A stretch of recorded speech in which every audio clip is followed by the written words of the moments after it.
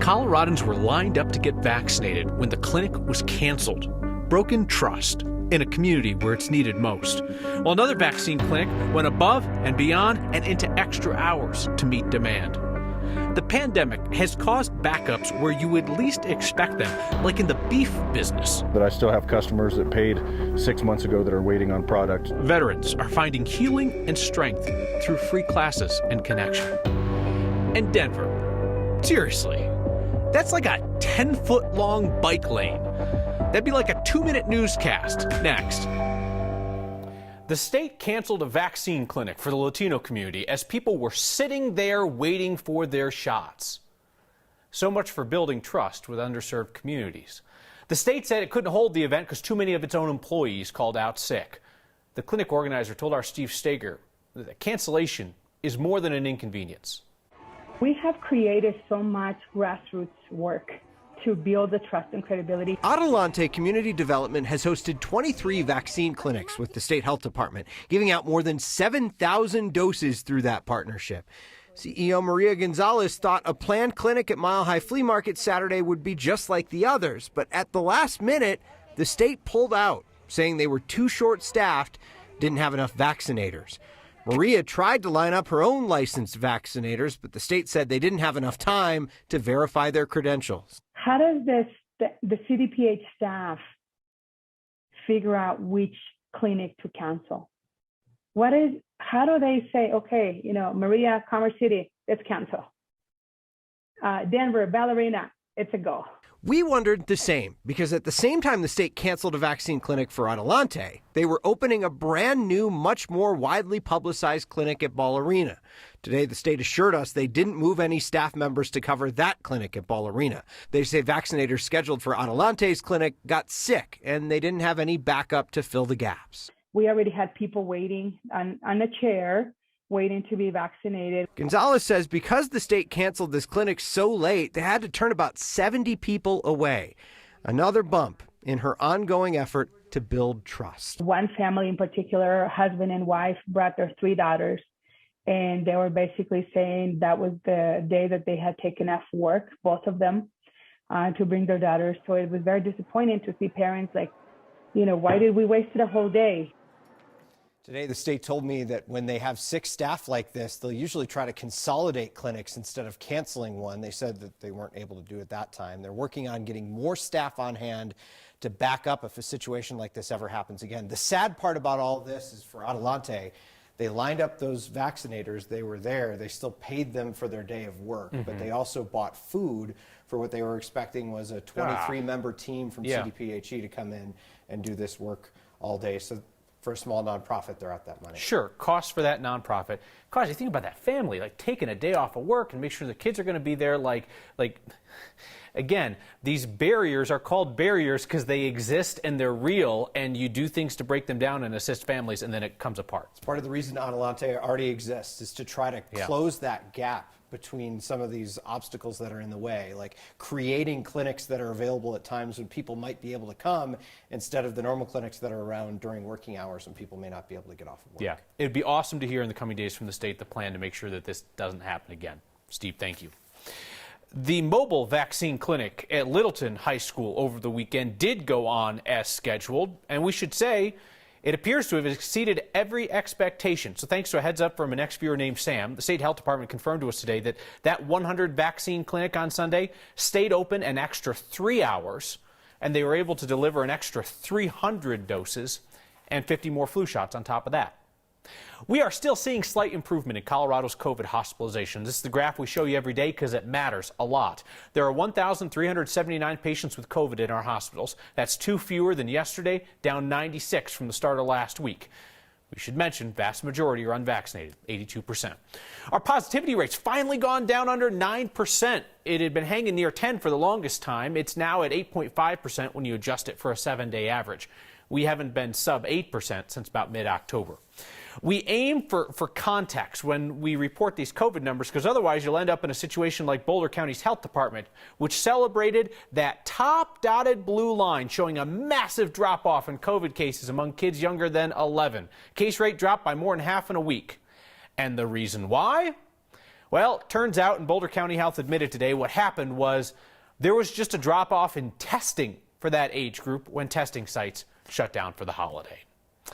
Colorado's cattle are getting fat. A backlog at processing plants means that ranchers who raise the cattle don't have anywhere to take them when they're fully grown and ready for processing. So that means that the cattle stay on the ranch and eat more grass, and that costs our Colorado ranchers more money. Here's Mark Salinger. They're playful more than anything. They like to run around and mess around. The ranches in northern Colorado, It's about 740 pounds of beef right there. can be as lucrative as they are beautiful. So the purple tag there, 1928, he's ready to go. He's market weight. Josh Shardulo relies on the cattle to pay the bills. Right now we have 32 head. 32 head. But small ranchers like him are now struggling to turn their livestock into profit. It's hard to sell it when people are calling wanting to buy a half or a whole beef, and I tell them they got to wait, 6 months, 7 months to get their product. Food processing companies are backed up across the state, forcing ranchers like Josh to keep their cattle longer, even if they're ready to be sold to hungry customers. So what you're seeing is an oversaturation of fat cattle within the market. Alan Wooten usually helps Josh process his cattle. He's a livestock harvester in Loveland. His small business is backed up just like the others. There's just no break. It's one after another, after another, after another. Terry Frankhauser represents ranchers with the Colorado Cattlemen's Association. He says everything from COVID to staffing shortages to supply chain issues to smaller processors shutting down is causing the backup. So I think the backup is still more significant now than what we saw, previous to the pandemic. All we can do is hurry up and wait. The cattle won't stop eating and getting bigger.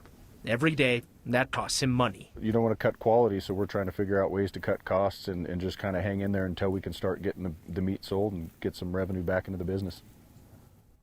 The Cattlemen's Association tells me most of the bigger plants are back up and running in full strength. All these smaller food processing companies, that's where we're seeing the backup. So when you think of the bigger ones like JBS and Greeley, I'm told that they used to have these large backups because of COVID, staffing challenges, even the cyber attack against the company.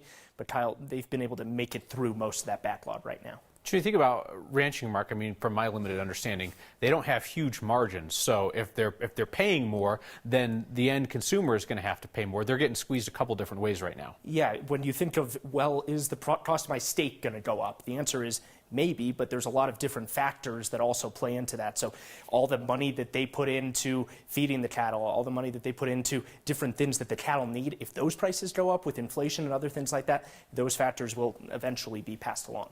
All right, Mark Salinger, thank you. Hey, your Word Thanks campaign last week pulled off the seemingly impossible.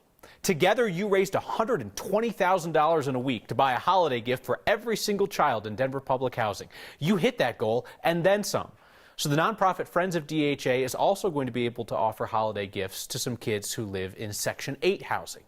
$120,000 raised in less than a week. That is amazing, but it is not surprising because this is the second straight year that you, as a Next community, have made sure that every single kid in Denver public housing has a holiday gift. As always, I'll be back on Wednesday with another holiday-themed idea for our giving. As Coloradans struggled to get unemployment benefits, millions went to dead people and inmates. But Colorado did fare better in terms of fraud than some states. It's more learning how to listen, to communicate with your body, to rejoin everything in balance. Flexibility for the body and the mind. Those are the goals of free yoga classes for veterans. And it's a sign of the shortest bike lane we've ever seen. Next.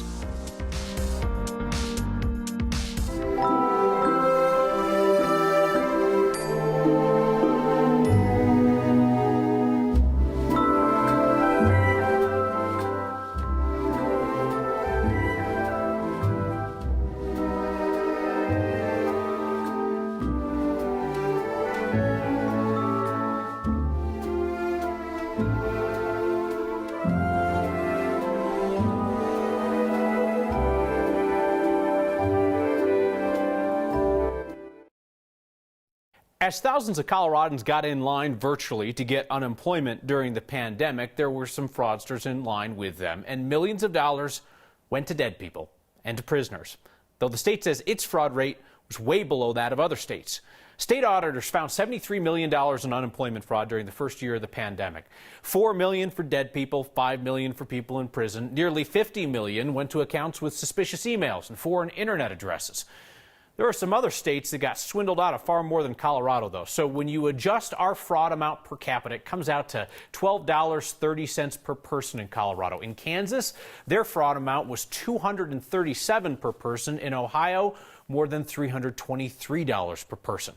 For some context about how overwhelmed the state's labor department was at the time, they saw a 1,000% increase in claims. The Department of Labor claims that it prevented an additional $600 million in fraud.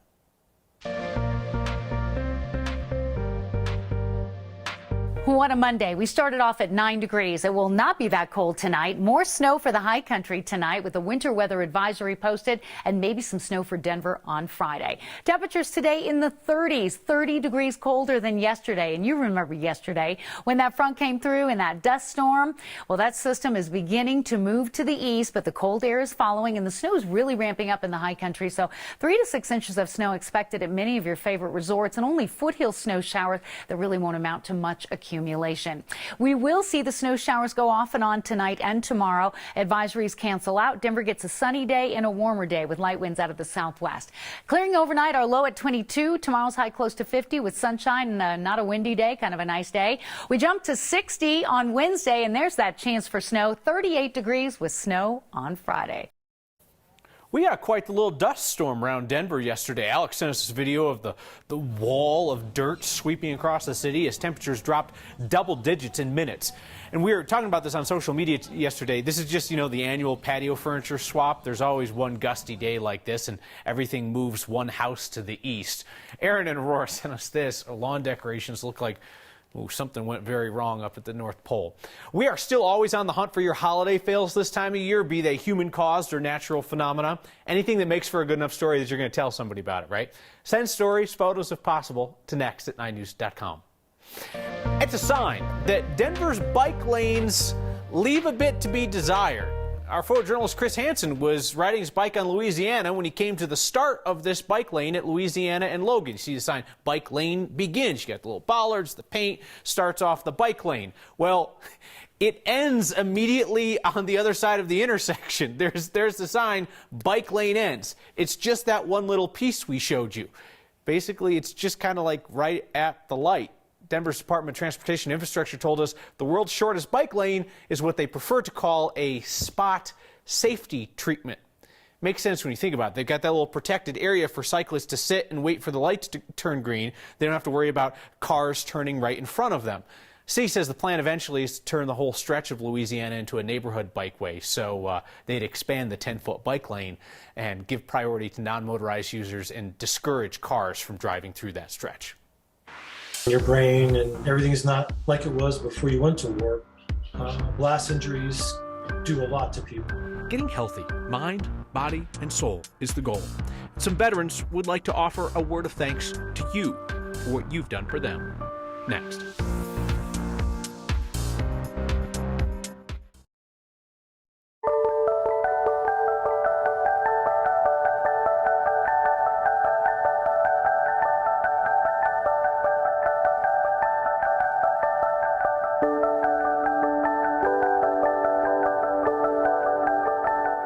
News just happened a minute ago. Some flavored tobacco products are going to be banned in Denver.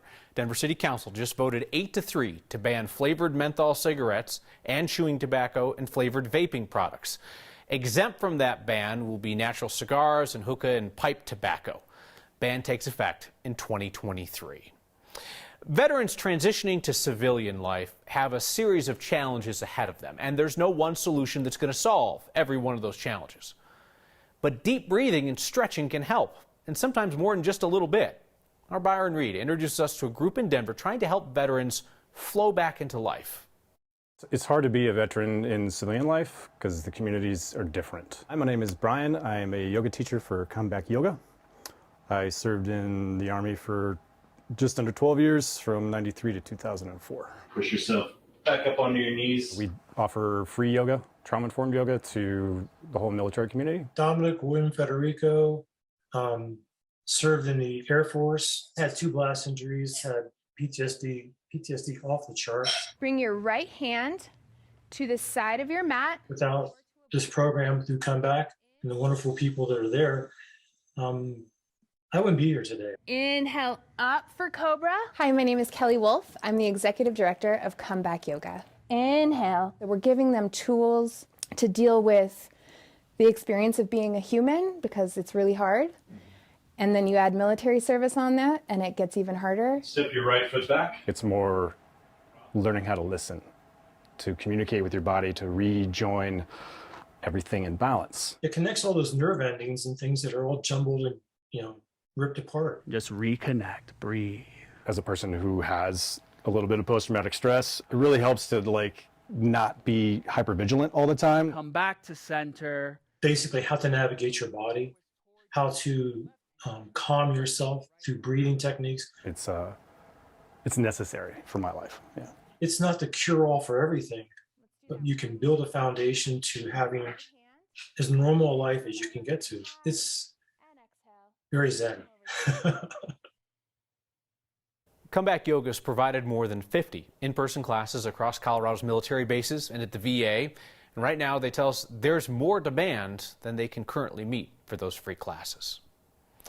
Had the honor of being in some exceptional company over the weekend, including a NASA shuttle commander and a Tuskegee airman. Your support for veterans and their families in our community was recognized at the VFW Post 1 Founders Dinner on Saturday night. I promised I would pass along their appreciation to you for your generous Word of Thanks microgiving campaigns for Project Sanctuary, the Colorado Freedom Memorial, and for VFW Post 1. Your feedback gets the final word around here. Tonight, it's on a familiar theme, our theme music, and the deep, abiding hatred that some of you have for it, while others just dance.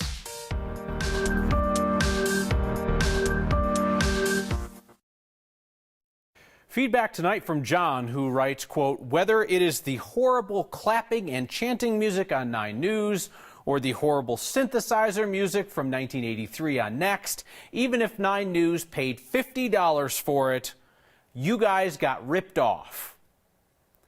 Okay, John, here's what I would say. Don't like the music? It's not for you. It's for the children. Do it.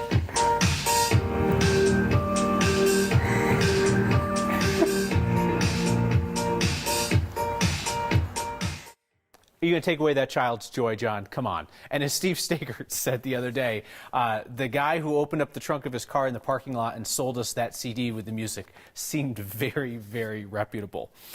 Renee writes, thank you for reporting the COVID testing positivity rate this evening. Bring it back nightly. So our goal with the numbers, Renee, is not just to show you the numbers when they're bad. We want to show you the numbers when they're good, like the hospitalizations have been encouraging lately. We want to try to provide you context so you know what the pandemic continues to do in our community. Shortest feedback ever from Jim in Littleton, who just wrote, just a note of support. I appreciate effort. You will never regret effort. Never. See you next time.